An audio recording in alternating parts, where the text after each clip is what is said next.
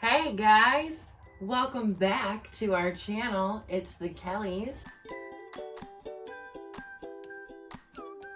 Today I'm going to be doing a checked bag versus carry-on bag and the pros and cons of both and which one I think you should choose for your next trip. Let me get these off the table. It's heavy because it's full of other stuff. Ugh. Get over there. So Brian's not here today. He's at work. And this is my packing series anyway, where I'm helping everyone learn how to pack, pick the right luggage, kind of break everything down. I think it's kind of mostly for beginners. So sorry, seasoned travelers, if you're here and supporting me, thank you so much. But a lot of the times, at least this, probably a little bit more for beginners. Although, maybe you're a seasoned traveler and you still check a bag. There's a lot of people that do. I think it's weird. Let's chat about it. Anyway, let's break it down. Checked bags versus carry-on bags. A checked bag, if you guys don't know, is the larger of the two I just showed you. And it goes underneath the plane when you fly. So what does that mean? You don't really have to hold on to it the entire time. It's completely out of your sight. You're going to go to the check-in. You're going to give them your bag and they're going to take it, and then you will get your bag when you land at the baggage carousel. So, sounds kind of good, right? Like all you have is your backpack or your purse or your laptop bag. You're holding your phone and you're holding your coffee and your hands are free and you're going through the airport like, my bag is checked. I'm free and good. That's awesome. But you waited in a long line to check your bag, most likely, and you have to wait in a long line to pick it up, usually. You know, when you land, if you have your bag with you, you are free to go. You know, you just landed in Paris, guess what? You can be the Eiffel Tower in an hour, like, let's go. But sometimes, if you checked a bag, you have to wait an hour to get your bag. So that's one of my cons. Also, there's usually a weight limit. Most of the time it's 50 pounds. Some budget airlines is 40 pounds.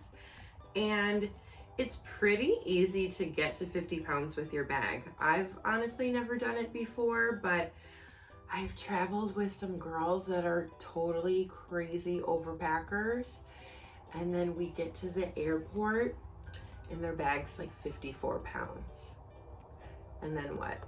Are they gonna pay the overage fee? That's insane. No, they're gonna take 4 pounds of stuff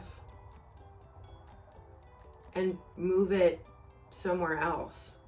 And it's a nightmare, you know? I mean, thank goodness, hopefully you got to the airport early, but you're sitting there in this long line with these gate agents probably rolling their eyes at you because you overpacked and now you have to spend probably 20 minutes shifting stuff around in your bags. It's a little ridiculous. So there are luggage scales that you can buy where you can actually strap them to your luggage, pull it up, and then you see how much they weigh. So definitely gonna have to invest in one of those if you're anything like my friends. Not even just on the way there, but on the way back, because those same people want to shop on vacation too. There's nothing wrong with that. I love to shop on vacation too, but when I'm gonna shop on vacation, I leave a little extra space in my bag on the way there. So, love you friends, but let's get better at that. Besides the 50-pound weight limit and the lines you have to wait in, it usually costs money to check a bag too. Sometimes it can be 25 bucks, sometimes it can be 40 bucks. It depends on the airline, of course, and sometimes it's free. And if it's free, awesome. Like, it's the two main reasons why I would check a bag if it were me, because I do want to be light and free in the airport sometimes, is if it's free and if I don't have a layover somewhere. So for example, when we went on our honeymoon, we went direct from Newark to Johannesburg. It was about 15 hours. We did not have a stop in between. We went direct from the US to South Africa. So in that case, I know that they're probably not going to lose their bag. They're putting it right on there. They don't have to take it from that plane and put it on another plane and then put it on another plane. It's just on the one plane, you land and it's there. So as much as we had to wait in line to pick it up, it did make it there and it was free. So I did love that. The reason why I say with no layover, like I just explained, you have to take it from one plane to another.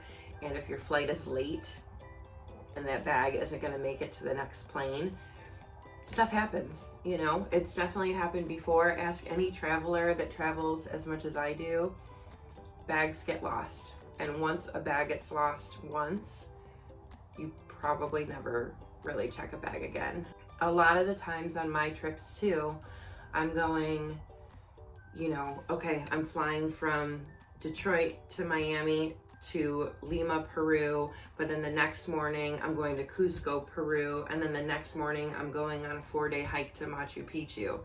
So if my bag doesn't make it to Lima, Peru that very first day, and it's going to make it to Lima, Peru the next day, but guess what? I'm already going to be on another flight to a different part of Peru, and it can't catch up with me all the different places that I'm going.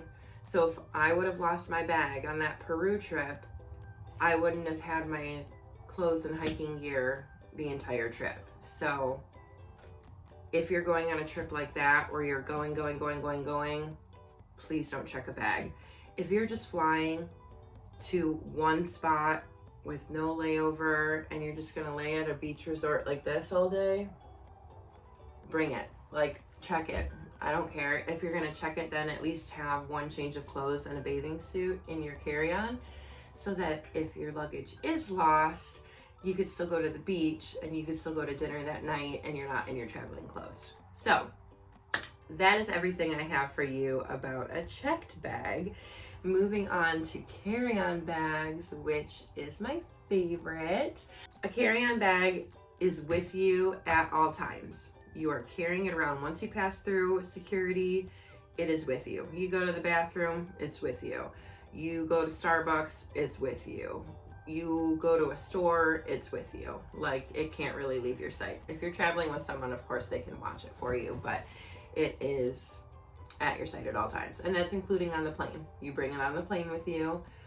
You have to put it in the overhead bin over your seat. The coolest thing is when you get to the airport, you don't have to wait in line. You already have your bag and you already have your boarding pass, most likely, hopefully. And then you just go right to security with your bag. So you save so much time by not doing a bag drop or not waiting in line. And that's, time is everything at an airport. Like, what if you had so much traffic on the way there and then you still had to check a bag? And then they said, oh, sorry, no, your bag's too late. Like, what would you do? There is no weight limit. They don't ever really weigh your carry-on bags. I've never really seen that before. However, of course, there is a size limit. A carry-on bag is a carry-on bag. There's some that are 20 inches. There's some that are up to like 22 or 23 inches. They have to be able to fit in the overhead bin, including the wheels. Usually there's little bins at the airport that you can shove your bag into to make sure it'll fit, but as long as you have a standard carry-on size, then you're fine. Usually they are free to bring with you, which is why it's such a perk, especially if you're going to be on multiple flights on a trip. You don't want to pay 25, 30, 40 bucks every single time you get on a plane, so that's an amazing perk. Of course, sometimes you have to pay if you're doing a budget airline, but if you're flying a budget airline, that's to be expected. Hopefully you know that going in. That's another video. You are limited to the liquids that you can bring ever since 2001. If you want to bring a full bottle of shampoo, you can't. You have to bring under 3 ounces. But even with all this hair, you guys, I still never use more than 2 of those little 3-ounce things. So that's really not a big deal. You don't need that much body wash. You don't need that much shampoo. You're fine with the liquid rule. Everything comes in travel size now. You're totally fine. So when would I do a carry-on? All the time. I do carry-on all the time. I've done carry-ons for 2-week trips. I did a carry-on for Antarctica when I was in Buenos Aires for the beginning of it, where it was 100 degrees and disgusting. And then I was in Antarctica where clearly it was cold and I needed a winter jacket and hat and gloves and everything. So if I can do a carry-on for 2 weeks traveling through South America to get to Antarctica and back, then you can do it to go to your week in the Caribbean. I believe in you. Plus, bathing suits are small. I think that's about it. Honestly, you guys, those are my pros and cons. So really, a checked bag, as much as you can be light and free in the airport and not have to carry your bag around with you, it is a little bit of a hassle when it comes to paying for it, the potential of losing it and having to wait in line a lot. A carry-on just makes a lot more sense to me. So if you're a seasoned traveler, again, thanks for watching and supporting this. Please let me know in the comments, do you check bags or do you carry on? I really want to know. If these seasoned travelers check bags, I really want to know why. I really do. And if you're a beginner, hopefully that helps you. Let's go on your next trip. Let's pack your bag. I love it. I am here with my packing series to teach you a lot more.